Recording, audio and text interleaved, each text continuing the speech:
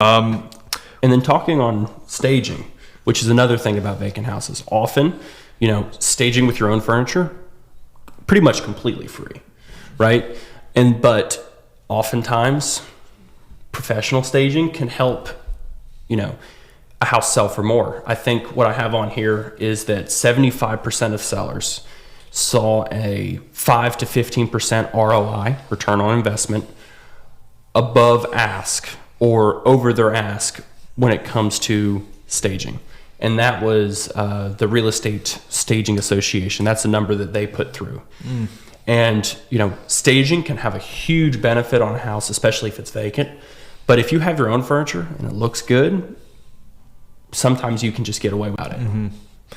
Yeah. So I think from what I'm understanding at the end of the day, like I said a minute ago, is putting the best picture out there of what the house looks like.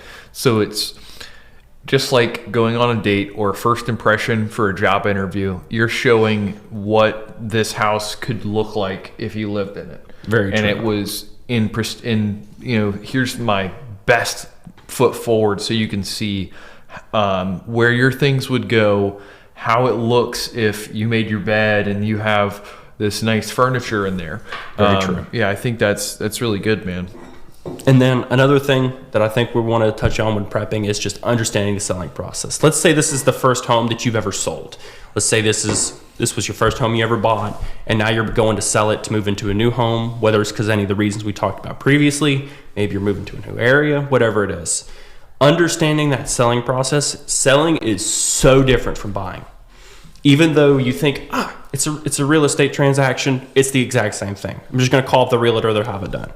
It's a totally different process. There's a lot more build up to selling than there is to buying. Buying is there's a short build up window and then a long cool down in terms of you have a short amount of time where you're getting pre-approved, looking at houses, offer. And then you have this crunch time afterwards, after everything's been done. And that's your time to put in your work. Selling, complete opposite. There's a huge build up. It is getting all your ducks in a row before you list it. And then by the time you list it, you're marketing that house like crazy. You're doing showings, you're doing open houses. There's a lot of upfront work. And then once that offer comes in, you kind of chill out, you relax, you let the buyer do their work. And then you have a little bit of stuff right before close in terms of signing disclosures and payouts and all that. But generally, there's a lot more build up to the selling process. And then there's a lot more that happens after the offer in the buying process. So they're totally different.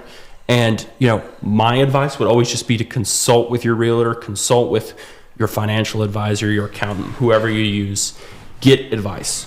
Because often, if this is your first time selling, you don't know what you're doing.